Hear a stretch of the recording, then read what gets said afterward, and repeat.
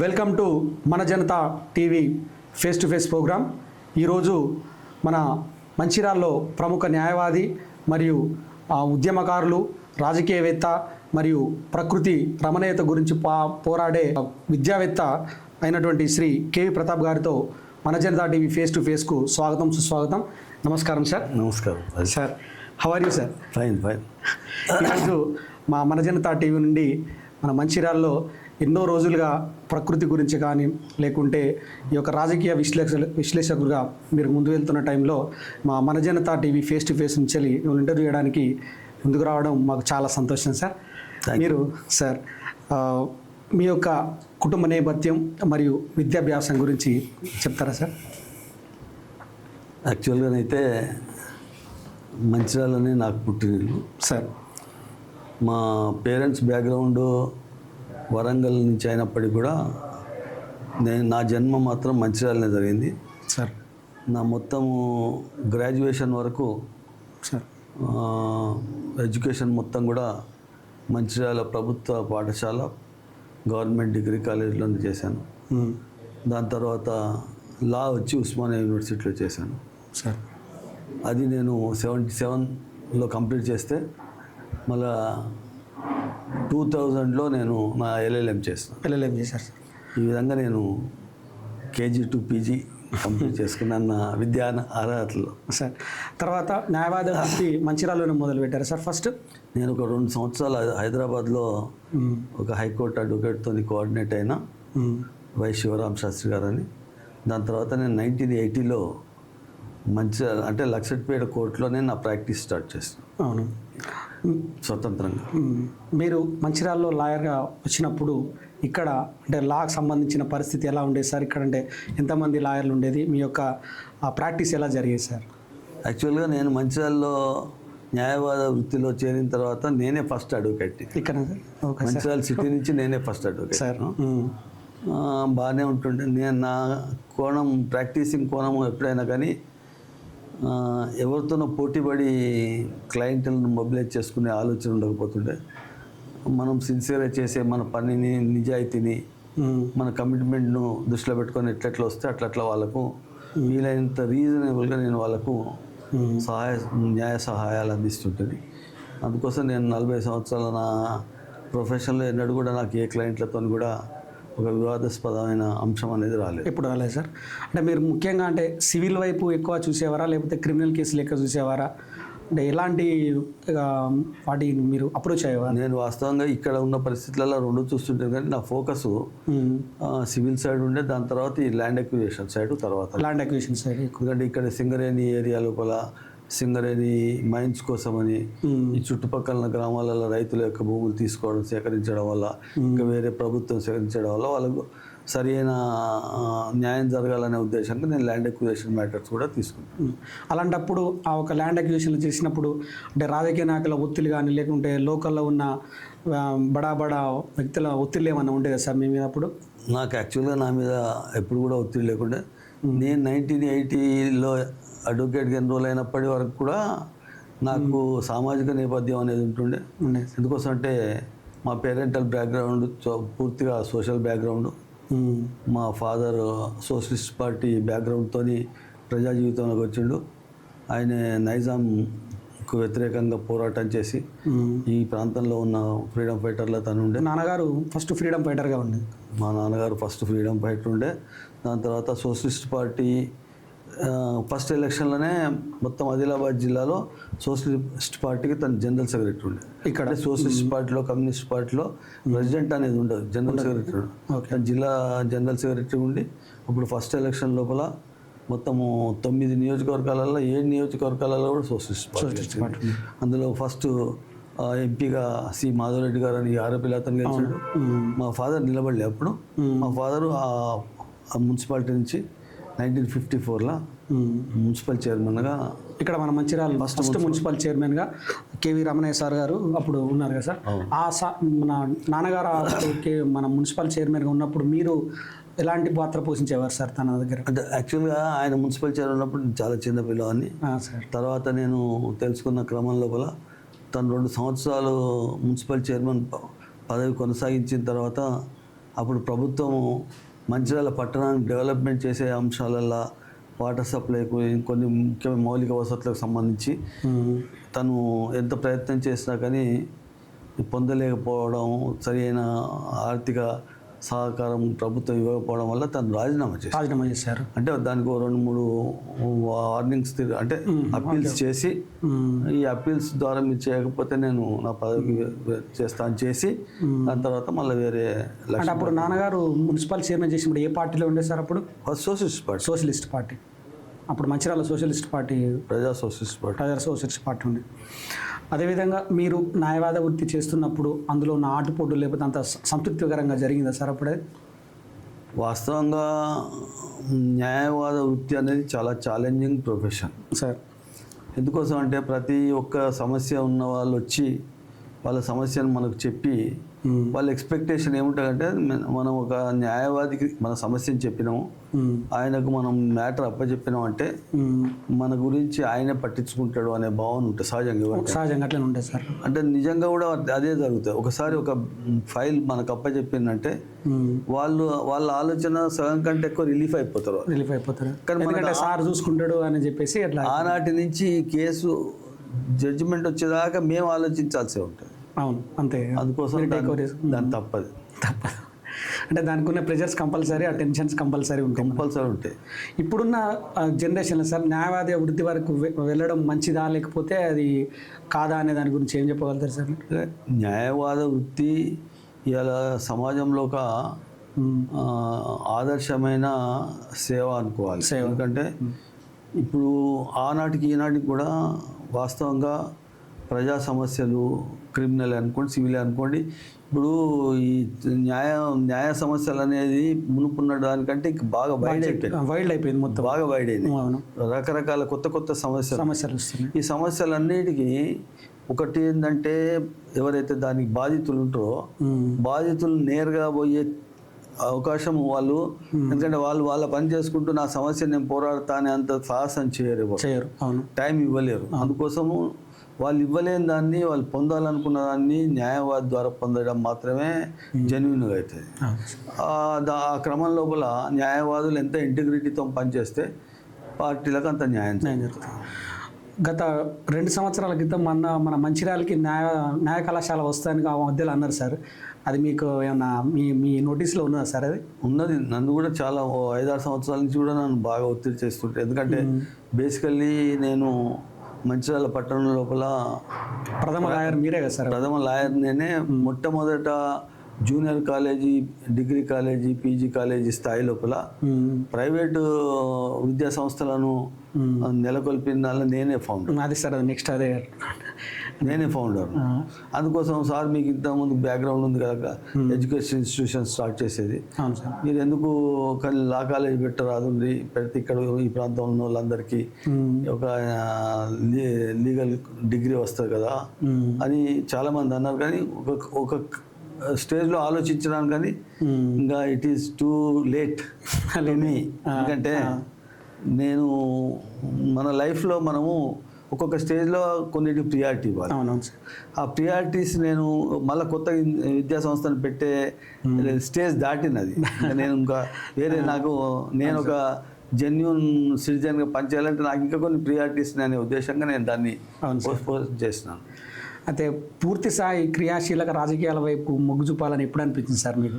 నేను యాక్చువల్గా మొదటి నుంచి కూడా మా నాన్నగారు రాజకీయంగా, సామాజికంగా బాగా ప్రజలలో ఉంటుండే, సేవాభావంతో, ఏంటంటే నిజాయితీతో తన ప్రజా జీవితాన్ని గడిపారు. అప్పుడు ఆ క్రమం లోపల వారి ఇంపాక్ట్ మీ పైన పడుతుండే. దానికోసం నేను ఎవ్రీ స్టేజ్ లోపల కూడా వారి కార్యక్రమాలను గమనిస్తూ ఉంటుంది. ఈవెన్ 1969 మా ఫాదరు నైజాం పోరాటంలో ఫ్రీడమ్ ఫైటరు. మళ్ళీ 1969లో కూడా తను 45 days జైల్లో ఉండే, పీడీ యాక్ట్ కింద ఉండే. అప్పుడు నేను, మా కుటుంబం, నేను, మా అన్నయ్య, మా మదర్, మేమందరం కూడా తెలంగాణ ఉద్యమంలో భాగస్తులమే 1969. దాని తర్వాత కూడా 1977-78లో మా ఫాదరు కాంగ్రెస్ పార్టీ నుంచి ఎమ్మెల్యేగా లక్సెట్ పెట్టించడం, ఇక అప్పటి నుంచి కొంచెం ఎక్కువ యాక్టివ్గా నేను 77-78 నుంచి పార్టీ యాక్టివిటీస్లో కొంత ఎక్కువ ఇన్వాల్వ్ అవుతుంది. అప్పుడు కాంగ్రెస్ పార్టీ నుంచి వెళ్ళి. తర్వాత ఈ నేపథ్యంలో మీరు కాంగ్రెస్ పార్టీ నుంచి ఏమైనా పోస్టులు కానీ అప్పుడు ఏమైనా నామినేటెడ్ పోస్ట్ చేశారా సార్ అప్పుడు స్టార్టింగ్లో? నేను ఇంతవరకు అసలు వాస్తవంగా చెప్పాలంటే రాజకీయంగా నేను 1977 నుంచి యాక్టివ్ ఉన్నప్పటికీ ఈ రోజు వరకు కూడా నేను ఏ రోజు కూడా ఏ ప్రత్యేకమైన పోస్టులు అంటూ తీసుకోలే. ఆర్గనైజేషన్లో నేను టీఆర్ఎస్ ఉన్నప్పుడు జిల్లా ఉపాధ్యక్షుడు ఉన్నా, దాని తర్వాత తెలుగుదేశం ఉన్నప్పుడు నేను స్టేట్ ఆర్గనైజింగ్ సెక్రటరీ ఉన్నా.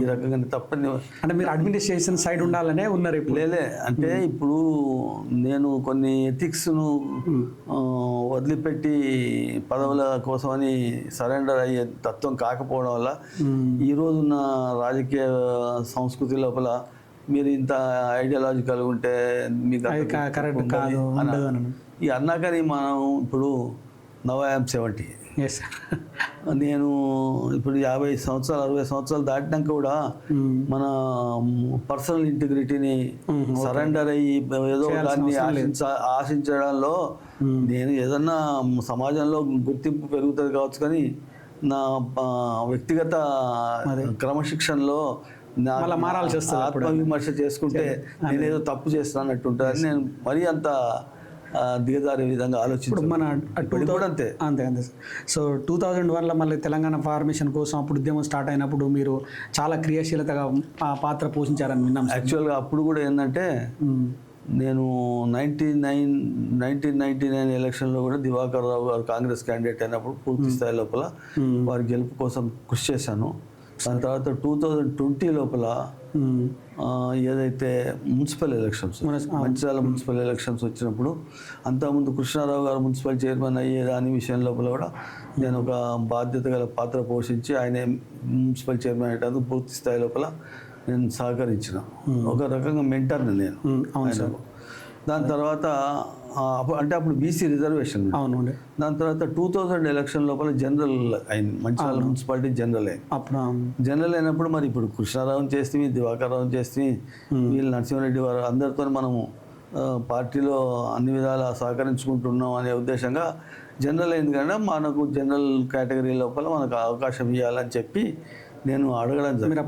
అప్పుడు అడిగితే వాళ్ళు వాస్తవంగా ఉన్న మాట చెప్పాలంటే ఈ కృష్ణారావు గారే అనుకోండి, దివాకర్ రావు గారే అనుకోండి, నరసింహారెడ్డి గారు కానీ మనం న్యాయవాదిగా ఉండనే ఉంటే మీకెందుకు ఇవి అని మిమ్మల్ని ఏం మా ఈ రాజకీయం అనేది ఏం లేకపోతే కానీ మీకు అన్ని ఉండనే ఉంటే మీ ప్రొఫెషన్ మీకు ఉండగా మీకు ఇది అవసరమా అన్నట్టుగా వాళ్ళ ఫీలింగ్స్ ఉండే ఎట్లా మిమ్మల్ని డ్రాప్ చేయాలనే ఆలోచన కూడా డ్రాప్ చేయడానికి ఆ ఫీలింగ్స్ చేసేది. ఇంకొకటి ఏంటంటే మనలాంటి ఆలోచన ఉన్న వ్యక్తిని ఒకసారి అవకాశం ఇస్తే వాళ్ళే ముందుకు పోతారు కావచ్చు, మళ్ళీ మనకు అవకాశాలు రావనేది కూడా కొంత వాళ్ళ లోపల అభిప్రాయం ఉండే అని నాకు అనిపించింది. సరే వాళ్ళకు ఉన్నంత మాత్రాన్ని నేను దాన్ని పట్టించుకోలే. కానీ అయితే నాకు జనరల్ వ్యవస్థ కూడా మళ్ళీ కృష్ణారావు గారికి చేశారు. ఇచ్చినందుకోసం ఒక రకంగా నేను ఒక రియాక్షన్ వచ్చింది. ఆయనకు వ్యతిరేకంగా ప్రజల లోపల బాగా ఒక ఫీలింగ్ ఉంటే ఇండిపెండెంట్గా నిలబడాలనే అభిప్రాయానికి వచ్చినాం. అప్పుడు ఆ చర్చల్లో నేను మంగిలాల్ గారు ఇద్దరం ఉంటుంది. అయితే మనం నిలబడడం ఇంపార్టెంట్ కాదు, నిలబడ్డ తర్వాత ఆయన ఓడగొట్టాలి, మనం గెలవాలి. మరి ఏ ఈక్వేషన్స్లో మనం గెలవగలుగుతామని నేను మంగిలాల్ ఇద్దరము కూర్చున్న క్రమం లోపల నేను అన్నగా అంటే మంగిలాల్ ఏమన్నాడు అంటే, అన్న మీరు నిలబడండి, మేము చేస్తాము నిలబడున్నానంటే కాదు, ఎందుకంటే మనం పార్టీ తరఫున కాదు ఇండిపెండెంట్గా వేస్తున్నాము. ఇక్కడ కాంగ్రెస్ పార్టీ ఉన్నది, అక్కడ ఆ రోజు తెలుగుదేశం పార్టీ ఉన్నది, ఇండిపెండెంట్ ఉన్నారు. ఇంతమంది లోపల మనము ఫార్మల్గా మాట్లాడి కాకపోయేదంటే నవ్వుల పాలవుతాం. అప్పుడే ఎక్కువకుండా ఏం కాదు. నేను 1977 నుంచి 1999 దాకా కాంగ్రెస్ పార్టీతో అటాచ్ అయినా. నువ్వు అవుట్రేట్గా ప్రెస్టేజ్గా తీసుకొని నా గెలుపు కోసం నువ్వు కృషి చేస్తా అంటే నేను నిలబడతా, లేదంటే నువ్వు నిలబడు, నేను జిద్దు తీసుకొని ప్రెస్టేజ్గా తీసుకొని నేను చేస్తా గెలిపించడం కోసం అని నేను చెప్పి, దాని తర్వాత ఆయన నేను చేస్తా కానీ అంత జిద్దుగా నాతోని కాదు అని అంటే, సార్ నువ్వే నిలబడు, నేను చేస్తా అని చెప్పి అప్పుడు ఒకటి పట్టణంలో ఉన్న సమస్యలను ఫోకస్ చేసుకుంటా సిటిజన్స్ ఫోరం అని ఒక టైటిల్ పెట్టుకొని బ్రహ్మాండమైన మెజార్టీతోని మంగిలాల్ గారు గెలిచారు. అప్పుడు తన గెలుపులో మీ క్రియాశీలత పాత్ర కంపల్సరీ ఉన్నది. అంటే ఆ ఎలక్షన్ల ఇప్పుడు ఈ మంచిర్యాలలో ఉన్న వాళ్ళని అడిగితే 99% చెప్తారు అన్నమాట. అందుకే సార్ ఇప్పుడు మేము అంటే మీతోటి మాకున్న సాంగత్యంలో ఎప్పుడు మనం చూసినా మంచిర్యాలలో ఉన్న ప్రముఖులు కానీ ఎవరు కానీ ఖచ్చితంగా మీకు ఆ రెస్పెక్ట్ కంపల్సరీ ఇస్తూ ఉంటా అంటారు. అది మేము చాలా దగ్గరికి వెళ్ళి చూసినాం సార్. అది తర్వాత మళ్ళీ టీఆర్ఎస్లో మీరు దాని తర్వాత ఇక నాకు నేను కాంగ్రెస్ కోసం చేస్తే మనం రాజకీయంగా ఎదగడం అనేది నాయకత్వానికి లేనప్పుడు మనం ఎందుకని అనుకోకుండా అప్పుడు అంటే వాస్తవంగా కాంగ్రెస్లో కూడా తెలంగాణ వాదం అనేది కొంత చర్చ జరిగిండే, కానీ నన్ను కొంత డిస్కార్డ్ చేసినాక నేను అప్పుడు టీఆర్ఎస్తోని పోతే బాగుంటా అనే ఉద్దేశంగా 2021లో చంద్రశేఖరరావుని కలిసిన తర్వాత చంద్రశేఖరరావు గారు ఉద్యమ స్ఫూర్తితో మాట్లాడడం జరిగింది. అవును సార్. అంటే అప్పుడున్న సిచ్యువేషన్లో ఆ ఉద్యమ స్ఫూర్తి అనేది అవసరము, ప్రజలు అట్లుంటేనే స్పందిస్తారనే భావన వచ్చింది. నేను 100% 2001 నుంచి 2005 దాకా పూర్తిగా టీఆర్ఎస్లో ఉద్యమ స్ఫూర్తితో పనిచేశాను. నేను ఒక అధికారం కోసం పనిచేయలేదు, కానీ ఆశించడం మాత్రం ఆశించాను. 2001లో జరిగిన లోకల్ బాడీ ఎలక్షన్ల మొత్తం మంచిర్యాల మండలు, మంచిర్యాల జెడ్పీటీసీ, ఎంపీపీ అన్నీ కూడా టీఆర్ఎస్ ద్వారానే మనం గెలిపించడం కూడా జరిగింది. అందులో నేను చాలా కీలకమైన బాధ్యతలతో పాత్ర పోషించాను. తర్వాత అప్పుడు మరి ఆ టైంలో ఎలక్షన్స్ అయినప్పుడు ఎమ్మెల్యేగా ఎవరు పోటీ చేశారు సార్? అప్పుడు యాక్చువల్గా నేను టికెట్ అప్పుడు కేసీఆర్ గారు నేను ఎట్లనైతే యాక్టివ్ ఉన్నానో నా భార్య డాక్టర్ చిదానంద కుమార్ గారు కూడా అంతే యాక్టివ్ ఉండే. తను స్టేట్ పాలిటిక్స్లో యాక్టివ్ ఉండే, నేను ఇక్కడ జిల్లా పాలిటిక్స్లో ఉద్యమాలు చాలా అవుట్లెట్ కమిట్మెంట్తో పనిచేస్తున్నాం. అయితే ఆయన మాకు ఒక హామీ ఇచ్చిండు, మీ ఇద్దరిట్లో ఎవరికన్నా ఒకరికి నేను టికెట్ ఇస్తాను లక్షపేట నుంచి అని చెప్పాను. సరే ఇద్దరిట్లో ఒకరికి ఇస్తాను అంటే నాకు కావాలనే విషయంలో మా మధ్యలో ఏమి డిఫరెన్సెస్ లేవు, సరే అని అన్నాం. ఇక ఇవ్వలేదు ఆయన. ఇవ్వకుండా దీన్ని పొత్తు పేరు మీద కాంగ్రెస్ వదిలిపెట్టడం జరిగింది. అయితే అప్పుడున్న మనతో పాటు ఉద్యమ కార్యకర్తలు అందరూ చాలా ఒత్తిడి చేసి, మీరు ఇట్లా అన్యాయం చేసిండు మనకు, మీరు ఇండిపెండెంట్ నిలబడాలి అని చెప్పి. మీరు ఇండిపెండెంట్ పోటీ చేశారు కదా అప్పుడు? 2004లో నేను ఇండిపెండెంట్ నిలబడడం జరిగింది. 30,000 పైచిలకు ఓట్లు కూడా మనకు వచ్చినాయి అప్పుడు. అంటే వాస్తవంగా నాకు అన్ని రావడం కూడా గ్రేటే, ఎందుకంటే ఒక ఇండిపెండెంట్ ఉండి రావడము. ఇంకొకటి ఏంటంటే వాస్తవంగా నేను గెలవాల్సిందే అప్పటికి కూడా. అయితే అప్పుడే కొత్తగా ఎలక్ట్రానిక్ ఓటింగ్ మిషన్స్ రావడము, ఏదైతే తెలుగుదేశం పార్టీ పట్ల వ్యతిరేకత ఉన్న NGOs, ఎంప్లాయీస్ అందరూ కూడా తెలుగుదేశానికి వ్యతిరేకంగా అక్కడ ఎవరు గెలిచే అవకాశం ఉంటుంది అని, అంటే పొత్తులో కాంగ్రెస్ అనగా కాంగ్రెస్ ఉండని అట్లా అప్పుడు కాంగ్రెస్ నుంచి దివాకర్ రావు గారు గెలిచారు. అప్పుడు వారు గెలవడం అట్లా. ఆ తర్వాత సార్ అంటే నేను మిమ్మల్ని దగ్గరికి వెళ్ళి చూసిన వ్యక్తి చెప్తున్నాను, మరి మీరు సింగరేణిలో కూడా ఎక్కడికి వెళ్ళినా కానీ మీకు కూడా చాలా అక్కడ ఐడెంటిఫై కానీ వాళ్ళ యొక్క ర్యాప్ మీకు అంతగా ఎట్లా ఏర్పడ్డా సార్? నేను 2001 తెలంగాణ ఉద్యమంలో మొత్తము ఈ తూర్పు జిల్లా అంతా నేను మొత్తం తూర్పు జిల్లా ఈవెన్ ఆదిలాబాద్, గుడియత్నూరు ఆ ప్రాంతాలు ఉంటుంది. తూర్పు జిల్లాలో నేను మొత్తం సింగరేణి ఏరియాలో ఈ ఓసీపీలుగా ఓపెన్ క్యాస్ట్ ప్రాజెక్ట్స్ ఉన్నాయో ఫస్ట్ వాటికి వ్యతిరేకంగా పోరాటానికి నేనే లీడ్ తీసుకున్నా.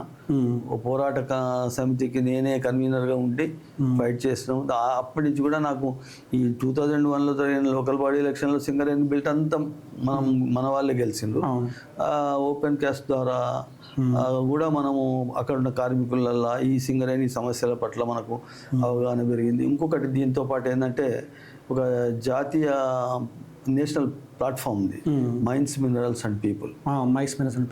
దానిలో ఏంటంటే మనకున్న ఖనిజ సంపద, వాటిని వెలికి తీసే మైనింగ్ సిస్టము, వీటి వల్ల మన పర్యావరణానికి, ప్రజలకు, ప్రకృతికి జరుగుతున్న మంచి చెడ్డలేంటి అనే అంశం మీద ఎప్పటికీ సమస్యలను చర్చించుకోవడానికి ఒక నేషనల్ ప్లాట్ఫామ్ ఉండే. దానిలో ఈ మైనింగ్ కాన్సెప్ట్లో మన ప్రాంతం లోపల కోల్ బెల్ట్ అనేది ఇంపార్టెంట్. ఆ క్రమంలో కూడా నేను సింగరేణి ఏరియాతో మనం మంచి సంబంధం. ఈవెన్ ఇప్పటి వరకు కూడా అదే మెయింటైన్. అప్పుడు తెలంగాణ ఫార్మేషన్ అప్పుడు టీఆర్ఎస్ తరపున ఉన్న అప్పుడు పోటీ చేసిన టీబీజీకే వాళ్ళు కూడా మీరు అప్పుడు వర్క్ చేసి నేను ఫస్ట్ టీజీబీకేఎస్లో నేను ఫస్ట్ ఫౌండర్ వైస్ ప్రెసిడెంట్. అదే అందుకే మీకు సింగర్ తోటి అంత అది ఉంటుంది. ఇప్పుడు దీంతో పాటుగా ఇది అయిపోయిన తర్వాత ఈ ఎడ్యుకేషన్ ఇన్స్టిట్యూషన్స్ సైడ్ మళ్ళీ ఇట్లా మీ యొక్క పాత్ర జరిగింది? యాక్చువల్గా నేను ఎడ్యుకేషన్ ఇన్స్టిట్యూషన్ సైడ్ అనేది 1990 నుంచే చేశారు మన మంచిర్యాలలో. మంచిర్యాలనే 1990లో ఫస్ట్ మేము మంచిర్యాల విద్యానికేతన్ అనేది స్కూల్ పెట్టడం జరిగింది. దాని తర్వాత గౌతమి జూనియర్ కాలేజ్ అని ఫస్ట్. అవును సార్, ఇప్పుడు 96, 97 టైంలో ఉండే గౌతమి జూనియర్ కాలేజ్ అంటే దానికి నేను ఫౌండర్ ప్రెసిడెంట్ ఉండే. గౌతమి జూనియర్ కాలేజీ ఉన్నప్పుడు అదే క్రమం లోపల ఒక డిగ్రీ కాలేజ్ కూడా మనం పెట్టాలని మేము Mancherial Vidyaniketan degree and PG college అని పెట్టడం జరిగింది. దానికి కూడా నేను ఫౌండర్ ప్రెసిడెంట్. ఆ రకంగా మంచిర్యాల పట్టణంలో ఫస్ట్ ప్రైవేట్ మేనేజ్మెంట్తోని junior college, degree college, PG కాలేజీలు పెట్టడం కూడా మన వల్లనే అయింది. అదేవిధంగా సార్ మీరు ఇప్పుడు 70 years ఉన్నారు సార్. అప్పటి నుంచి ఇప్పటి వరకు అదే నిబద్ధతతోటి, అదే సిన్సియారిటీ తోటి, అదే డిసిప్లిన్ తోటి ఉండడానికి కారణాలు ఏంటి సార్? అంత ఎప్పుడు కూడా మీరు నేను చూసిన ఈ టైంలో ఎప్పుడు కూడా మీరు ఇంత కూడా తొలగిసలాడినట్టుగా ఎక్కడ లేదు. అంటే మీకు ఒక విజన్ పర్ఫెక్ట్గా ఉంటుంది. ఎటన్నా పోయినా కానీ లేకపోతే ఎక్కడికి పోయినా కానీ అదే విధంగా ఆలోచిస్తారు. ఎవరు ఎంత ఏం చేసినా మీరు ఆలోచన మారదు. అంత సిన్సియర్గా అంత డెడికేషన్ ఎలా ఉండగలుగుతారు సార్? ఇదంతా ఒక బ్యాలెన్స్ ఆఫ్ మైండ్ సెట్. ఇప్పుడు మనము ప్రతి మనిషికి ఆశావాది. ఆశించడం తప్పు లేదు. ఆశించినంత మాత్రాన మనకు లభించకపోతే మనం డిప్రెస్ అయితే మనం ముందుకు పోలేము. మీరన్నా ఫిట్నెస్ అనేది ఉండదు. నేను ఏ రోజు కూడా ఆశించింది రాలేదు అని నేను బాధపడుకుంటాను, ఫ్రస్ట్రేట్ అవ్వకుంటాను, హ్యూమిలేట్ అవ్వకుంటాను. ఇక అట్లా ఇప్పటికి కూడా నాకు లేదు. అవకాశం వస్తే మనకు మనం అనుకున్నది పొందితే దాని నుంచి కొంత మనం సమాజానికి మేలు చేస్తాం. కాకపోతే మనం భగవంతుడు మనకి ఇంత తెలివి ఇచ్చిండు, మనం సమాజం పట్ల కొంత అవగాహనది. సమాజంలో మనం ప్రజల లోపలికి పోవడానికి, ప్రజలకు సేవ చేయడానికి ఎన్నో మార్గాలు ఉన్నాయి. ఆ మార్గాలను మనకు నచ్చిన ఏ మార్గంలో అయినా పోవచ్చు. ఏదో ఎన్నికలలో గెలిచి ఈ పదవి సంపాదిస్తేనే పోతామని లేదు. అవకాశం వస్తే ప్రజలు మనకు ఆదరించే విధంగా పార్టీలు మనం ఆదరిస్తే గెలిస్తే మనం చేస్తాం. అది చేయకపోతే కూడా మనకు అవకాశం ఉన్నప్పుడు నాకు ప్రకృతి వ్యవసాయం అంటే ఇష్టము, ప్రకృతి అంటే ఇష్టం. మేము మా సొంతగా ఒక ఫౌండేషన్ ఉన్నా, centre for sustainable nature education health agriculture. నా మోస్ట్ కన్సర్న్నెస్ ఏంటంటే ప్రకృతి, విద్య, ఆరోగ్యము, వ్యవసాయం. ఈ 4 మన ప్రకృతికి సంబంధించిన పంచభూతాల బేస్ మీద ఉంటే కనుక మనం ఏ విధంగా ఉన్నా, ఏ స్థాయిలో ఉన్నా, రాజకీయంగా కానీ సామాజికంగా ఉన్నా, ఈ 4 ఫీల్డ్ల మీద మనము కాన్సన్ట్రేట్ చేసి మనము మానవ జీవితంలో సమాజానికి ఉపయోగపడే విధంగా ఉండాలనే ఉద్దేశం. అందుకోసం నాకు ఎక్కడ కూడా డిప్రెషన్ అనేది లేదు. అందుకని అది కూడా కారణం కావచ్చు. అదేవిధంగా సార్, అంటే మేము ఇక్కడ మంచిర్యాలలో ఉన్నప్పటి నుంచి మీతో ఉన్న సాంగత్యంతో చూసిన చాలని ఈ ప్రకృతి వ్యవసాయం గురించి కానీ, దాని యొక్క పర్యావరణ పరిరక్షణ గురించి కానీ మేము చాలాసార్లు విన్నాం సార్. మీ యొక్క ఫామ్ హౌస్ కూడా అక్కడ మేము వెళ్ళి విజిట్ చేయడం జరిగింది, మీ ద్వారా వచ్చి చూసాము. అది ఎప్పుడు స్టార్ట్ చేయాలనిపించింది మీకు? అది ఎప్పటి నుంచి ఉన్నాయి అవి? ఇట్లా యాక్చువల్గానైతే నాకు 2004లో ఎలక్షన్లో నిలబడ్డ తర్వాత, ఓడిపోయిన తర్వాత నాకు కొంత మారాలి ఆలోచన విధానంలో. మాకు కొంత వ్యవసాయ భూమి ఉన్నది, కొంత వ్యవసాయం వైపు కూడా పోతే బాగుంటుందనే ఆలోచనలో నేను 2005 నుంచి అగ్రికల్చర్ కాన్సెప్ట్ స్టార్ట్ చేసిన. ఒక 5-6 సంవత్సరాలు అట్లే చేస్తూ మామూలుగా రొటీన్ అగ్రికల్చర్ చేశారు. అప్పుడు మామూలుగా ఇంతకుముందు ఎట్లయితే ఇప్పుడు ఆలోచించిన విధానం లేకుండా ఒక 2012 అనుకుంటా, 12లో నేను మా సోషల్ రిలేషన్ ఇంకొక ఫ్రెండ్ కలిసి మేము నార్త్ ఇండియాలో తిరగడం జరిగింది. నేను ఈ హెల్త్కి సంబంధించి సోయాబీన్ కాన్సెప్ట్ను కొంత ప్రమోట్ చేసేందుకోసం, ఇది మన ఆరోగ్యానికి మంచి న్యూట్రిషియస్ వాల్యూస్ ఉంటాయంటే దానికి సంబంధించి మహారాష్ట్రలో, గుజరాత్లో, మధ్యప్రదేశ్లో ఈ ఫుడ్ ప్రాసెసింగ్ సిస్టమ్ ఎట్లా అని చూద్దానికి పోయినాం. గుజరాత్లో పోయిన క్రమంలో గుజరాత్లో ఒక చోట ఒక డాక్టరు ప్రకృతి వ్యవసాయం చేస్తున్నాడు, ఒక 200 ఎకరాలని తెలిసింది. అయితే వాళ్ళ ఫామ్ చూద్దామని పోయినాం. డాక్టర్ అప్పుడు 2012 అంటే అప్పటికే 10-15 సంవత్సరాల ముందు నుంచి ఆయన సీనియర్ డాక్టర్. ఆయన హార్ట్ సర్జన్ అయితే చాలా మంచి లీడింగ్ ప్రాక్టీషనర్ ఉండే. అయితే ఆయనే ఒక సందర్భం లోపల ఆ వర్క్షాప్లో తన కారు సర్వీసింగ్ ఇచ్చి డెలివరీ తీసుకుందామని పోయినప్పుడు అక్కడ ఆయన కూర్చున్న చోట ఓనర్ వర్క్షాప్ ఎవరైతే ఉన్నారో ఆయన ఏం చదువుకోకుండా కూడా అనుభవంతో వర్క్షాప్ నడుపుతున్నాడు. అయినప్పటికీ ఆయనకు లక్షల రూపాయలు అప్పుడే సంపాదించుకుంటున్నాడు. అంత బిజీగా ఆయన వర్క్షాప్ నడుస్తుంది. డాక్టర్ ఎట్లా ప్రభావితం, నేను ఇంత చదువుకుంటే నేను ఎట్లా సంపాదిస్తున్నానో, ఆయన ఏం చదువుకోకుండా అనుభవంతో నా అంత సంపాదిస్తున్నాడు కదా, నా చదువుకున్న ప్రత్యేకత ఏందని ఫీల్ అయింది. అయ్యి ఆయనకు వచ్చిన ఆలోచన, మనం ఆరోగ్యం ఈ ఆపరేషన్ చేస్తాను అంటే ఈ ప్రజల ఆరోగ్యం బాగలేకపోతే చేస్తున్నాం కదా, ఈ ఆహార వ్యవస్థ వలన ఇదంతా అయింది కదా అన్న ఉద్దేశంగా ఆయన దగ్గర డబ్బులు ఉండే ఒక 200 ఎకరాల స్థలం కొని మొత్తం ఆర్గానిక్ ఫార్మింగ్ పెద్ద ఫామ్ పెట్టి దానిలో చాలా సక్సెస్ఫుల్ అయ్యాయి. ఇప్పటికీ పటేల్ ఫార్మ్స్ అని ఉంటాయి మన north India side, Gujarat Ahmedabad outskirts. నాకు అనిపించింది మనం సరే సమాజానికి చేసిన తర్వాత మన ఆరోగ్యం కోసం అయితే మనం చేయాలని 2012లో నా సొంతగా చేయాలనే ఉద్దేశంగా నేను కాన్సెప్ట్ని తీసుకున్నా. ఆ క్రమం లోపలనే తర్వాత మన జీరో బడ్జెట్ ఫార్మింగ్ సిస్టమ్ అనేది సుభాష్ పాలేకర్ గారి ద్వారా తెలుసుకోవడం జరిగింది. ఇప్పుడు అక్కడ సార్ అంటే మీరు పండించేది అంటే వరి పండిస్తారా లేకపోతే ఎలాంటి పంటలు అక్కడ పండిస్తారు? వాస్తవంగా నేను ఏంటంటే నేను ఈ న్యాచురల్ ఫార్మింగ్ ఎందుకు చేస్తున్నా అంటే ఇంచుమించు మనకు అవసరం ఉన్న ప్రతి ఒక్క వస్తువును కూడా అక్కడ పండించుకోవాలి. కూరగాయలు కానీ, పళ్ళు కానీ, ఆహార ధాన్యాలు కానీ అన్నీ కూడా మనం తీసుకుంటే సరే మనం తీసుకున్న ఆహారంతోనే మన ఆరోగ్యం బాగుంటానికి కాదు, కానీ కొంతవరకు మనం ఆరోగ్యంగా ఉండే అవకాశం ఉంటుంది. కనుక అంటే నా కాన్సెప్ట్ ఏంటంటే గాలి, నీరు, ఆహారం ఈ 3 ఆరోగ్యకరంగా తీసుకుంటే మనం ఆరోగ్యంగా ఉండే అవకాశం ఉంటుంది. ఈ ఆహారం తీసుకోవడం అనేది మనకు సంబంధించిన విషయం. దాని నుంచి అయితే ప్రయత్నం చేద్దాం. అంటే అక్కడ అంతా ప్రతిదీ మన రసాయనాలు వాడకుండా ఎలాంటి రసాయనికాలు వాడడం అంటే ఓన్లీ ఇప్పుడు వ్యవసాయం అయినా సరే ఇంకా మరి అంటే ఆవులు కానీ లేకపోతే ఇలాంటి జంతువులు అంటే యాక్చువల్గా ఏంటంటే మనం రసాయనిక వ్యవసాయం చేయనప్పుడు మనకు ఆవులు, ఆవు మూత్రము, ఆవు పేడ, జీవామృతం అని, బీజామృతం అని, ఇంకా కషాయాలని ఇవి అవన్నీ పెట్టాలి. మన బయో బేస్డ్ వాటితో మనము కొంత ఆర్గనైజ్ చేస్తేనే కొంచెం సక్సెస్ఫుల్గా నడుస్తుంది. అవును, ఆ కాన్సెప్ట్లనే వస్తున్నాం. రోజుకు దాన్ని కొంత ఇంప్రూవ్ చేస్తున్నాము. అది ఆ విధంగా నడుస్తున్నది. అది ఇప్పుడు ప్రస్తుతం అంటే ఇప్పుడు కేవీ ప్రతాప్ సార్ అంటే ఏం చెప్తారు సార్?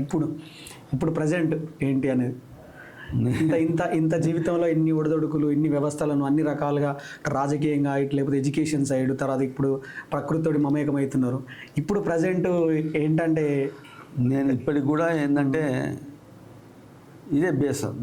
నేను చెప్పిన కదా, ప్రకృతి, వ్యవసాయము, విద్య, ఆరోగ్యం, అంతే. ఈ 4 లోపల మనకు వీలైనంత వరకు మనము సమాజానికి ఉపయోగపడేలా ఉండాలి. దానికి ఇంచుమించు నేను అన్ని ఫీల్డ్లతో యాక్టివ్గా ఉన్నా కనుక ఏ ఫీల్డ్ అయినా నాకు ప్రత్యేకమైన బాధ్యతలు వస్తే దాన్ని ఇంకా ఎక్కువ ఉపయోగిస్తాను. లేకపోతే నాకున్న పరిణితి లోపల, నాకున్న డిసిప్లిన్ లోపల నేను ఎంత చేయగలుగుతానో అంత చేస్తాను. అయితే ఒకటి మాత్రం నాకున్న ఏంటంటే ఈ మంచిర్యాల, ఇప్పుడు మనం సిరిసిల్ల అంటే చేనేత అంటాం, అక్కడ అహ్మదాబాద్ అంటే టెక్స్టైల్స్ ఉంటారు, ఇంకెక్కడికి పోతే అట్లా ఉంటాం. అటువంటిది ఒక మార్క్ మన మంచిర్యాలకు ఒక మార్క్ రావాలి, మంచిర్యాల అంటే ఒక పేరు రావాలి ఇక్కడికి. అలాంటి తీసుకొచ్చేందుకోసం ఏం చేయాలనే దాని మీద నేను కొంత రీసెర్చ్ చేస్తున్నాను సార్, ప్రయత్నాలు చేస్తున్నా. ఏ ఫీల్డ్ చేస్తే అయితే దానిలో భాగంగానే నా ఫోకస్ ఏంటంటే ఎప్పటికి కూడా నెక్స్ట్ జనరేషన్స్ నేను బాగా ఎంకరేజ్ చేస్తాను సార్. ఎందుకంటే మేము ఆలోచించగలుగుతాం, కానీ ఆచరణలో పెట్టే అంత వయసు కాదు మాది. మా తర్వాత తరాల వాళ్ళు కూడా దాన్ని కొనసాగించే మైండ్ సెట్ ఉంటే మనం సక్సెస్ కాగలుగుతాం. అందుకోసం యూత్ని ఎంత వీలైతే అంత వాళ్ళను మన మైండ్ సెట్తో కలిసే వాళ్ళందరినీ నేను ఎక్కడ కాలేజీలలో కానివ్వండి, ఇంకెక్కడైనా ఆర్గనైజేషన్లు కానీ నెక్స్ట్ జనరేషన్స్ను మనం కొంతమందిని ప్రమోట్ చేసి మనం సోషల్ కాన్సెప్ట్ను తీసుకొస్తే వాళ్ళ లోపల కూడా మనలా ఆలోచించేటోళ్ళు కొందరు బయటకు వస్తే మనం అనుకున్నది మన ద్వారా మన ఆలోచనను వాళ్ళు ఇంకా ముందుకు తీసుకుపోయి వాళ్ళ డైనమిక్ వాళ్ళ యాటిట్యూడ్ డైనమిక్ ఉంటుంది, మనకంటే డైనమిక్ ఉంటుందా. ఆ డైనమిక్ యాటిట్యూడ్తోని ఇప్పుడు లేటెస్ట్ టెక్నాలజీస్ను వాడుకుంటూ ఇంకా డెవలప్ చేసేందుకోసం అని అవకాశం ఉంటుంది నా ఉద్దేశం. ఎందుకంటే ఇప్పుడున్న టెక్నాలజీని మేము చదువుకున్న విధానంలో అంత 100% అప్లై చేసే దానికి మాకు అంత ఓపిక ఉండదు. ఏదో బేసిక్గా ఇప్పుడు సెల్ ఉన్నంటే సెల్లో మనం వాడుకునే ప్రకారంగా గూగుల్లో చూస్తే ఇన్ఫర్మేషన్ అంతా చూడగలుగుతాం, యూట్యూబ్లో అన్నీ చూడగలుగుతాం. చూసి మళ్ళీ స్టడీ చేసి వాటిని రీసెర్చ్ చేసి వాటి రిజల్ట్ తీసుకొని అంతా మనం చేయలేం కదా. అందుకోసం మన తర్వాత జనరేషన్స్ వాళ్ళని కూడా మనం వాటి కోసం ప్రమోట్ చేయాలనే ఉద్దేశం. ఇంకోటి ఏంటంటే ఈ మధ్యకాలం వాస్తవంగా ఏంటంటే నాకేంటంటే ఎప్పుడైనా కానీ మనము మన జీవితము మన లైఫ్ అయిపోయింది, మన కోసం చేసే లైఫ్ అయిపోయింది. ఇప్పుడు మనం సమాజాని కోసం చేసే లైఫే ఉంది. అవును సార్. ఈ జీవితము చివరి వరకు కూడా మన సమాజానికి ఉపయోగపడితేనే there is some meaningfulness in our life. అవును. అట్లా అందుకోసం అయితే మన మన తెలంగాణ పర్టికులర్లీ మన రాష్ట్రం లోపల ఈ విద్యా విధానం లోపల స్కిల్స్ని డెవలప్ చేసే కాన్సెప్ట్ అనేది తక్కువ. ప్రతి ఒక్కరూ మీరు ఏ ఊరికన్నా పోండి, ఎక్కడైనా పోండి, నాకు ఉద్యోగం కావాలని ఆలోచించాడు. చదువుకునేది కూడా వాడు నేను ఉద్యోగం అనే నేపథ్యంలో చదువుతూ ఉంటాడు. అవును. వాడు MBBS చేస్తున్నాడు ఉద్యోగం కావాలని అంటాడు, MA చేస్తున్నాడు ఉద్యోగం. ప్రతి ఒక్కరికి ఉద్యోగం సెక్యూర్డ్ లైఫ్ అనే ఫీలింగ్ చేస్తారు. అయితే అదే మనం అక్కడ గుజరాత్కి వెళ్ళండి, మీరు మహారాష్ట్రకి వెళ్ళండి, కొన్ని ఈవెన్ ఆంధ్రప్రదేశ్ కొండి, వాళ్ళు ఉద్యోగాలు కాకుండా ఉపాధిని కల్పించడం కోసం కూడా వాడతారు. ఉపాధి కల్పించాలంటే మనం చదువుకునే కోణంలో స్కిల్స్ అనేవి ఇంపార్టెంట్. అవును, అంతే. స్కిల్స్ ఎన్నో రకాల స్కిల్స్ ఉంటాయి. ఆటలోనికి ఆటల స్కిల్, పాటలోనికి పాటల స్కిల్, వ్యవసాయం skill, engineering skill, civil work skill, ప్రతి స్కిల్ ఉంటుంది. స్కిల్ బేస్డ్గా మనం విద్యా వ్యవస్థ పోతే బాగుంటుందని నాకుండా అనుకోకుండా మొన్న వాస్తవంగా ఏంటంటే గతంలోనే యూనియన్ గవర్నమెంట్ స్కిల్స్కు ఫోకస్ చేయాలని యూపీఏ గవర్నమెంట్లో స్టార్ట్ అయింది. దాని తర్వాత వాస్తవంగా ఇది రాజీవ్ గాంధీ గారు ఎడ్యుకేషన్ సిస్టంలో టెక్నాలజీని అప్లై చేయాలన్నప్పటి నుంచే స్కిల్ కాన్సెప్ట్ వచ్చింది. కానీ మన తెలంగాణలో రాలేదు. ఇప్పుడు అనుకోకుండా మన రేవంత్ రెడ్డి గారు ముఖ్యమంత్రి అవ్వడం వల్ల స్కిల్ యూనివర్సిటీ పెడతానన్నారు కనుక వారు టెక్నాలజీ స్కిల్స్ కోసం అని కొంత ప్రయారిటీ ఇస్తున్నట్టు కనబడ్డది. కానీ స్కిల్స్ అనేది టెక్నాలజీ అని కాకుండా ప్రతి ఒక్క ఫీల్డ్కు స్కిల్స్ను ఎంకరేజ్ చేసే విధంగా ఉంటే బాగుంటుంది అనేది ఆ బేస్ మీద మనం గిట్ట ఈ మంచిర్యాలను పైకి తీసుకుపోగలిగితే బాగుంటుంది అనేది. ఇప్పుడు మన రేవంత్ రెడ్డి గవర్నమెంట్ తెలంగాణలో వచ్చినాక ఇప్పుడు మంచిర్యాలకు ఐటీ హబ్ అనేది, ఐటీ పార్క్ అనేది ఒకటి ఆ మధ్యలో మన ఎమ్మెల్యే ప్రేమ్ సార్ రావు గారు కూడా వెళ్ళి పరిశీలించడం జరిగింది. దాని గురించి మీకు అంటే ఐడియా ఎలా ఉంది సార్? అది ఇక్కడ వర్కౌట్ అవుతుందా? ఇక్కడ డెవలప్మెంట్కు స్కోప్ ఉందా? అది ఇప్పుడు వర్కౌట్ అవుతుందా కాదా అనే విషయం లోపల దానిలో మనం ఇన్వాల్వ్ అయ్యి ఎంత కమిట్మెంట్తో చేస్తే అంత అవుతుంది. హైదరాబాద్ సిటీలో అడ్వాంటేజ్ ఎక్కువ ఉంటాయి, ఇక్కడ అడ్వాంటేజ్ తక్కువ ఉంటాయి. ఇక్కడ మనం ఎక్కువ కష్టపడాల్సి ఉంటుంది. కాదు అనేది ఏది లేదు. వాస్తవంగా ఏంటంటే అసలు గవర్నమెంట్ పాలసీలోనే ఈ అర్బనైజేషన్ను కొంత మార్చాలి. బ్యాలెన్సింగ్ ఆఫ్ అర్బనైజేషన్ ఎప్పుడైతే కానంటే ఇప్పుడు ఏమవుతుందంటే గ్రామాల్లో ఉన్న ప్రజలు విద్యావంతులు పట్టణాలకు పోయి అక్కడనే బ్రతకాలనే ఆలోచన వస్తుంది. ఎందుకు వస్తున్నా కదా అంటే వాళ్ళకు గ్రామాలలో అటువంటి వాతావరణము, అటువంటి ఇన్ఫ్రాస్ట్రక్చరు, అటువంటి వసతులు పొందలేకపోవడం వల్ల వాళ్ళంతా షిఫ్ట్ అవుతున్నారు. ఇప్పుడు వాస్తవంగా central government smart cities concept అనేది తప్పు అభివృద్ధికి ప్రమాదం, డ్యామేజ్ చేస్తాయి. ఎందుకంటే పల్లెటూరులో అందరూ వచ్చి స్మార్ట్ సిటీకి కాకుంటే అదే మీరు స్మార్ట్ విలేజ్ కాన్సెప్ట్, విలేజ్ అని ఇస్తాం. ఇది కరెక్ట్ సార్. స్మార్ట్ విలేజ్ అనే కాన్సెప్ట్ ఇప్పటివరకు ఒక్కరు కూడా ఈ మాట మాట్లాడలే. స్మార్ట్ విలేజ్ అని అంటే ఇప్పుడు ఏమవుతుందంటే ముసలోళ్ళే ఉంటున్నారు ఊర్లల్లో, మిగతా వాళ్ళు అందరూ పోతున్నారు, అందరూ సిటీలో. స్మార్ట్ విలేజ్ అంటే విలేజ్ లోపల కూడా నీకు అన్ని రకాల ఇన్ఫ్రాస్ట్రక్చర్ ఉంటుంది అనే ఆలోచన వస్తే అరే నాకు అక్కడ ఇప్పుడు ఇలా కరోనా వచ్చినాక వర్క్ ఫ్రమ్ హోమ్ అంటే పల్లెటూరులో ఇల్లు ఉన్నాడు కూడా పల్లెటూరులో చేసుకుంటాడు. ఎందుకు చేసుకుంటాడు? మనకి అక్కడ ఇంటర్నెట్ ప్రొవైడ్ అయింది. ఇంటర్నెట్ ఇవాళ నీకు వెస్టర్న్ కంట్రీస్కి పోతే మనకి ఇంటర్నెట్ ఎంత డబ్బులు పెడతాం అంత డబ్బులు మనకి ఇండియాలో కాదు. India is the cheaper place for internet use. నువ్వు ఈ సిస్టమ్ ఈ ఇన్ఫ్రాస్ట్రక్చర్ను కొన్ని వసతులను కంఫర్ట్స్ను అవన్నీ నువ్వు విలేజ్లలో క్రియేట్ చేస్తే విలేజ్లలో యూత్ అక్కడనే ఎదుగుతారు, అక్కడ ఆ సోషల్ రిలేషన్ పెరుగుతుంది. ఆ రకంగా నువ్వు సొసైటీని బ్యాలెన్స్ చేయగలుగుతావు. ఇప్పుడు మొత్తం ఉన్నదంతా ఇవాళ ఏందండి, ఒక హైదరాబాదు అంటే ఇప్పుడు 25 అసెంబ్లీ కాన్స్టిట్యున్సీ అంటే నీకు ఆల్మోస్ట్ 25% కాన్స్టిట్యున్సీస్ హైదరాబాద్ ఇట్లా అట్లా వరంగల్ నది అట్లా అదే నువ్వు స్మార్ట్ విలేజ్ సిస్టమ్ ఏది ఉంటే ఎక్కడ అక్కడ ఉండేది ఉంటే దాని డీసెంట్రలైజ్ అవుతుంది. డెవలప్మెంట్ డీసెంట్రలైజ్ అయినప్పుడు పీపుల్స్ బ్యాలెన్సింగ్ అనేది ఉంటుంది. సిటీలలో అంత పెద్ద ప్రాబ్లమ్స్ కానీ ఇలాంటి వరదలు వచ్చినప్పుడు ఇలాంటి ప్రాబ్లమ్స్ రాకుండా సిటీలు కూడా వాటిని బయటకు ఓవర్కమ్ కావచ్చు. అది అట్లా సార్ ప్రస్తుతానికి ఇప్పుడు మరి అంటే మీరున్న ఇప్పుడు రాజకీయ నేపథ్యంలో కాంగ్రెస్లోనే కొనసాగుతున్నారా? అంటే ఎలాంటి నేను క్రియాశీలత వాస్తవంగా నా పొలిటికల్ అనుకోండి సోషల్ లైఫ్ లోపల నేను నా పొలిటికల్ బిగినింగ్ అనేది నేను కాంగ్రెస్ పార్టీతో చేస్తున్నారు. 1978లో మా ఫాదర్ కంటెస్ట్ చేసినప్పుడు ఇందిరాగాంధీ అప్పుడు కాంగ్రెస్ నేషనల్ లీడర్షిప్లో డిఫర్ అయ్యి తనే కాంగ్రెస్ అని పెట్టి అప్పుడు ఆనాటి నుంచి నేను కాంగ్రెస్ పార్టీతోనే ఉన్నా. 2001లో నేను టీఆర్ఎస్ ఆనాడున్న పరిస్థితుల్లో మళ్ళీ నేను కాంగ్రెస్లోకి వచ్చాను. ఇక నేను రాజకీయంగా మారడం అనే దానిలో అర్థం లేదు. నేను అంటే ప్రస్తుతానికి కాంగ్రెస్ పార్టీలోనే కొనసాగుతున్నారు మనం. ఇక నేను పొలిటికల్గా నేను ఇప్పుడు రాజకీయంగా నేను ఏదో ఎక్స్పెక్ట్ చేసి రాకపోతే ఏదో ఏమైందంటే వాడు 4 సార్లు 5 సార్లు ఎంపీ అయినాడు, ఎమ్మెల్యే అయినాడు, పదవులు పొందాడు, వానికి ఇంకోసారికి రాకపోతే వాడు ఆ పార్టీలు మారుతున్నాడు. అవును, అంటే అంత దిగజారే రాజకీయం అవకాశవాద రాజకీయాలని. సరే మనం ఒక ఐడియాలజికల్గా ఒక పొలిటికల్ ఆర్గనైజేషన్ ఉన్నప్పుడు సరే మొత్తం వ్యవస్థ పార్టీల వ్యవస్థ అంతా లేకపోవచ్చు ఐడియా. ఇక మనం అయితే మనం నీట్గా ఉన్నామని అనుకోవాలనే ఉద్దేశంగా నేను పార్టీని వేరే రకంగా ఆలోచించదలుచుకోలేదు. దీనిలో కూడా మంచి ఉంటాయి, ప్రతి రాజకీయ పార్టీలో కొన్ని మంచి ఉంటాయి, కొన్ని చెడ్డ ఉంటాయి.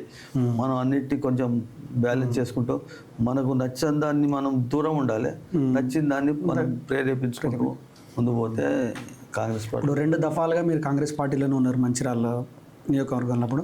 అప్పుడు కూడా ప్రేమ్ రావు సార్ తోటే వర్క్ కలిసి ఉన్నారు, ఇప్పుడు కూడా ఉన్నారు. అంటే మీ ఇద్దరి మధ్యలో అంటే ఎలాంటి అంటే కోఆపరేషన్ తోటి మీరు అప్పుడు పార్టీకి పనిచేయడం జరిగింది? నేను ఇప్పుడైనా నేను పార్టీలో ఉంటే నేను పార్టీ కోసం అవుట్రైట్గా పనిచేస్తారు. పార్టీకి వ్యతిరేకంగా నేను ఎప్పుడు చేయలేదు. అదే సార్, పార్టీకి వ్యతిరేకంగా చేసుకుని ఉండదు. పార్టీ గెలుపు కోసం మొన్న కూడా నేను 3 నియోజకవర్గాలలో మంచిర్యాల, చెన్నూరు, బెల్లంపల్లి నియోజకవర్గాలలో పార్టీ గెలుపు కోసం పనిచేసిన నన్ను బెల్లంపల్లి ఇన్ఛార్జ్గా పార్టీ తరఫున పెడితే అక్కడ కూడా ఒక వాతావరణాన్ని పెంచడం కోసం నా వంతు కృషి చేయడం జరిగింది. I'm with Congress. నాకు వ్యక్తిగతంగా ఏ రాజకీయ నాయకులతో, కాంగ్రెస్ పార్టీ కాదు ఏ పార్టీ రాజకీయ నాయకులతో కూడా నాకు వ్యక్తిగతంగా ఎవరితో డిఫరెన్సెస్ లేవు. అదేవిధంగా మా ఎమ్మెల్యే గారితో కూడా నాకు ఎలాంటి వ్యక్తిగతంగా డిఫరెన్సెస్ లేవు.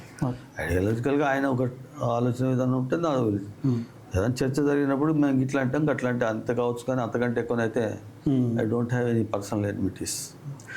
ఇంత సుదీర్ఘ రాజకీయ జీవితము మరియు విద్యావేత్తగా మరియు ఇన్ని చూసినా ఇప్పుడు మన ప్రజెంట్ మన తెలంగాణ గవర్నమెంట్ వచ్చిన తర్వాత, రేవంత్ రెడ్డి ప్రభుత్వం వచ్చిన తర్వాత ఇప్పుడు గెలిచిన దగ్గర నుండి ఇప్పటి వరకు జరిగిన అభివృద్ధి కానీ లేకపోతే ఫ్యూచర్లో ఎలా ఉంటుందని మీరు అనుకుంటున్నారు సార్? ఇప్పుడు వాస్తవంగా ఏంటంటే ఇప్పుడు జరుగుతుంది కరెక్టేనా? ఇప్పుడు వాస్తవంగా ఒకటి గమనించండి, మనము 2014 వరకు తెలంగాణ కోసం పోరాడాలి, లేకపోతే మాకు అన్యాయం జరుగుతుంది అనే అంశంలో వచ్చినాం. అవును, అంటే నా ఆలోచన ఏంటంటే ఎప్పుడైనా మనం ఆలోచిస్తే తెలంగాణ రాష్ట్ర సాధన తర్వాత తెలంగాణ ఉమ్మడి రాష్ట్రంగా ఉన్నప్పటి ఆ రకంగా తీసుకోవాలి. ఆ రకంగా తీసుకున్నప్పుడు మనం అన్ని పార్టీలు మన తెలంగాణ ప్రజలందరూ కూడా ఉమ్మడి రాష్ట్రంలో మనకు అన్యాయం జరిగింది అన్నప్పుడు మనం అప్పుడు ఏ పార్టీ అన్యాయం చేసింది ఏది అనేది కాదు, ఎవరి పార్టీలన్నా అన్యాయమే జరిగింది. అన్యాయం అనేది బేసిక్గా జరిగింది కనుక అక్కడ ఏ పార్టీని అక్కడ బ్లేమ్ చేసేది కాదు. మన రాష్ట్రం వచ్చిన తర్వాత మనం ఏం ఎక్స్పెక్ట్ చేస్తున్నాం, ఆయన ఉద్యమంలో లీడ్ తీసుకున్నాడు చంద్రశేఖరరావు. లీడ్ తీసుకున్నందు కోసం ఆయనకు అవకాశం వచ్చింది, ప్రజలు ఎక్కువ మంది ఆయనకు అనుకూలంగా ఉండి అధికారంలోకి వచ్చారు. కాకపోతే ఏంటంటే దురాదృష్టం ఏంటంటే మనం ఎన్నో అన్యాయాలు జరిగినాయని ఎంతో ఎక్స్పెక్ట్ చేసి మన తెలంగాణను సాధించుకున్నాం. అవును. ఆ సాధించుకున్న క్రమం లోపల మనం ఆశించిన విధానం లోపల జరిగిన ఈ 10 సంవత్సరాలలో చంద్రశేఖరరావు ఆయన నాయకత్వ విధానం ఏదైతే ఉన్నదో ప్రజలను ఒక తెలంగాణ విమోచన తర్వాత, అంటే తెలంగాణ రాష్ట్ర సాధన తర్వాత మనం ఎట్లుంటామని భావించిందో దానికి తగిన విధంగా లేకుండా తన ఒక సొంత ఎజెండాతోనే పోవడం వల్ల ప్రజలు ఆయనను తిరస్కరించడం జరిగింది. దాన్ని ఖచ్చితంగా ఇప్పుడు కాంగ్రెస్ పార్టీ అధికారంలోకి వచ్చింది. అది కూడా మళ్ళీ ప్రజల ఆయన మీద ఉన్న వాళ్ళ 10 సంవత్సరాల విధానాల మీద ఉన్న వ్యతిరేకతతో వచ్చింది. ఎందుకోసం అంటే కేసీఆర్ గారు 10 సంవత్సరాలు ఉంటే ఆయన ఇచ్చిన హామీలు, ఆయన చేసిన సంక్షేమ పథకాలతోని ఈ ఓట్ బ్యాంక్ అనేది ఫిక్స్డ్ డిపాజిట్ తిరిగి అయిపోయింది. కేసీఆర్ ఆ డిపాజిట్లకు వెళ్ళి ఎవరు కూడా బయటికి రాడని అనుకున్న పరిస్థితులలో కూడా ప్రజలు దానికి వ్యతిరేకించినట్టే ఒక సంక్షేమం, ఒక డబ్బు, ఒక ఆశలు తోనే ప్రజలు నిర్ణయాలు తీసుకోరు అనే దానికి ప్రజలు ఒక పాఠం చెప్పారు. అటువంటి వాటిని మనము దృష్టిలో పెట్టుకొని కాంగ్రెస్ పార్టీ నాయకత్వం కూడా పరిపాలించితే ప్రజల ఇంట్రెస్ట్ కాపాడే విధంగా ఉంటే 5 సంవత్సరాలు బ్రహ్మాండంగా పరిపాలించే అవకాశం. ఒకటి మనం సింపుల్ గమనించేది ఏంటంటే 10 సంవత్సరాల కేసీఆర్ ప్రభుత్వంలో ఒక స్వేచ్ఛాయుతమైనటువంటి పాలన లేదు అనే దానివల్లనే ప్రజలు తిరస్కరించడం జరిగింది. స్వేచ్ఛ అనేది ఇప్పుడు ఉన్నది పరిపాలన లోపల. అక్కడ ఏ మంత్రిని అడిగినా కానీ నేను మంత్రినే కానీ నాదేం లేదని చెప్తానే ఉండేది. అప్పుడు ఏ ఎమ్మెల్యే అడిగినా నేను ఎమ్మెల్యే కానీ అట్లా ఇప్పుడైతే ఏ ఎమ్మెల్యే కానీ ఏ మంత్రి కానీ చెప్పే వాతావరణం వాస్తవంగా ప్రతి ఒక్కరు ఒక ఇండిపెండెంట్గా పనిచేస్తున్నారు, ఎమ్మెల్యేలు ఇండిపెండెంట్గా పనిచేస్తున్నారు. వాళ్ళు ఒక ఫ్రీడమ్ అనేది పొలిటికల్ ఫ్రీడమ్తో పనిచేస్తున్నట్టే కనబడుతున్నది. ఇంకా దీనిలో ఉన్న కొన్ని సమస్యలు అన్నింటిని కూడా ఓవర్కమ్ అయ్యే విధంగా, లార్జర్ ఇంట్రెస్ట్ కాపాడే విధంగా ప్రభుత్వం ముందుకు పోతే ఖచ్చితంగా సక్సెస్ఫుల్గా కొనసాగడం జరుగుతుంది. ఇప్పుడు ఉన్న అంటే కొత్తగా ఇప్పుడు జరుగుతున్న వ్యవస్థలు గవర్నమెంట్ తీసుకున్న హైడ్రా డిసిజన్ అనేది ప్రజలకు ఎంతవరకు న్యాయం చేయగలుగుతుంది సార్? న్యాయం అంటే వాస్తవంగా ఏమవుతుందంటే గత పాలకులు చేసిన తప్పుల వల్ల జరుగుతున్నటువంటి విపరీతాలను కట్టడి చేయాలంటాను, కరెక్ట్ చేయాలని అంటే ఇవన్నీ సమస్యలు వస్తున్నాయి. ఎవరికి వాళ్ళు మంచిగా ఉండేవంటే ఇప్పుడు ఈ బాధలు ఉండకపోతే ఈ సమస్యలు ఉండకపో. చాలా సంవత్సరాల నుంచి కూడా అవకతవకలు ఉండున్నాయి. కానీ గత 10 సంవత్సరాలలో ఏదైతే జరిగిందో అంటే చాలా విధ్వంసంగా జరిగినాయి. అందుకోసం వాటిని కొంత కఠినంగా తీసుకోవాలనే క్రమం లోపల ముఖ్యమంత్రి గారు తీసుకుంటాను. కానీ అందులో కూడా కొంత లార్జర్ ఇంట్రెస్ట్తోని ప్రజలకు నష్టం కానికుంటా, కామన్ మ్యాన్కు నష్టం కాని విధంగా పబ్లిక్ పాలసీస్ ఎప్పుడైనా కానీ ప్రకృతి నష్టం కాకుండా ఉండాలి, సామాన్య ప్రజలకు నష్టం. ఈ 2 కోణాలలో ఆలోచించడం అనేది అవసరము. వాస్తవంగా మొన్న కూడా ఆయన మాట్లాడినప్పుడు కూడా నివాసాలు ఉంటున్న వాళ్ళని ఎవరిని కూడా మేము ఇప్పుడు డిస్టర్బ్ చేయట్లేదు అన్నారు. అయితే ఇప్పుడు ప్రతి దాన్ని ఎస్కేప్ అవ్వడానికి ఎవడో షార్ట్ కట్ మార్గాలు చూస్తుంటా అంటారు. అయితే అట్లా షార్ట్ కట్ మార్గాలు చూస్తాడు ఎవడైనా కానీ దాన్ని అనుభవించాల్సి ఉంటుంది. న్యాయంగా అన్యాయం జరిగిన వాళ్ళు ఎవరు ఉంటే వాళ్ళకు ప్రభుత్వం వాళ్ళకి ఆల్టర్నేటివ్గా ఏదన్నా ఉండడానికి చేయడానికి ఒక వ్యవస్థ. ఇప్పుడు ఈ రోజు మన ఒక్కొక్క నియోజకవర్గానికి 3,500 ఇందిరమ్మ గృహాలు ఇస్తున్నారు. అట్లా నష్టపోయే వాళ్ళని కూడా ఎవరైనా న్యాయంగా ఉండి ఇన్నోసెంట్లా ఉంటే వాళ్ళకు కూడా ఏదన్నా ఒక రకమైనటువంటి గృహ వసతి కల్పించే విధంగా వాళ్ళకి రిహాబిలిటేషన్ చేయడం అనేది అవసరం ఉంటుందని నా వ్యక్తిగత అభిప్రాయం. చివరగా సార్, మన మంచిర్యాల ప్రజలకు కానీ ఇక్కడ యువతకు కానీ మీరు ఇన్ని చేస్తున్న ఆర్గనైజేషన్లో ఉన్నారు, మీరు కూడా 2-3 సార్లు చూడగానే మీ దగ్గర యోగా కూడా ఫ్రీగా నేర్పించడం జరుగుతుంది. అంటే ప్రజలకు మీరు అన్న ఆరోగ్యం గురించి మీరు చాలా అవగాహన సదస్సులు కూడా నిర్వహించారు. అదేవిధంగా దాన్ని మీరు ముందుకు తీసుకురావడానికి ఆ యోగా సెంటర్ కానీ లేకుంటే ఇంకా మీరు ఇచ్చే సలహాలు సూచనలు కూడా అయ్యడానికి ఏదైనా వేదిక ఇట్లా చేయాలనుకుంటున్నారా మంచిర్యాలలో? నేను దీనికోసం ప్రత్యేకమైన వేదిక చేయాలని ఏం లేదు. మాకు ఆల్రెడీ మాది ఒక ఫౌండేషన్ ఉన్నది. ఏ ఫౌండేషన్ సార్ అది? Sneha foundation, Sneha foundation. Centre for sustainable nature education health agriculture foundation. ఈ 4 అంటే ఈ 4 మనం ప్రతిదాన్ని అటెండ్ కావచ్చు. అంటే దానికి ఏమన్నా క్లాసెస్ జరుగుతాయా సార్? ఎప్పుడన్నా ఎక్కడన్నా యాక్టివిటీస్ మీటింగ్స్ కానీ ఏమన్నా ఉంటాయి? ఏదన్నా లైక్ మైండెడ్ వాళ్ళతో కోఆర్డినేట్. ఇప్పుడు ఈవెన్ మా మిసెస్ ఏదైతే డాన్స్ అవి చెప్తున్నారో ఒక స్కిల్ డెవలప్ చేసే ఉద్దేశంగా చెప్తున్నది. అది ఏదో 4 గంతులు వేసిపోవడానికి కోసం అని మనం చెప్తలేం. ఖచ్చితంగా ఒక అకాడమిక్ కోర్స్ పెట్టేసి వాళ్ళు యూనివర్సిటీ ఎగ్జామినేషన్స్ రాసి వాళ్ళు క్వాలిఫై అయ్యి వాళ్ళు ఆ స్కిల్తోని వాళ్ళు ఉపాధి పొంది ప్రజలకు కొంత, సమాజానికి కొంత హెల్ప్ చేసేదాన్ని. అదేవిధంగా నేను ఎడ్యుకేషన్లో కూడా కొన్ని రకాల స్కిల్స్ ఇంట్రడ్యూస్ చేయడానికి కోసం ఆల్రెడీ మన స్థానికంగా ఉన్నటువంటి ఎమ్మెల్యేలతో కూడా నేను మాట్లాడుతున్నా. ఖచ్చితంగా మన మంచిర్యాల జిల్లాలో ఒక స్కిల్ డెవలప్మెంట్ సెంటర్ని పెట్టడం అనేది అవసరము. ఈ ప్రాంతంలో ఉన్నటువంటి స్కిల్స్ని డెవలప్ చేసుకుంటాను కోసం అని నేను చెప్పాను.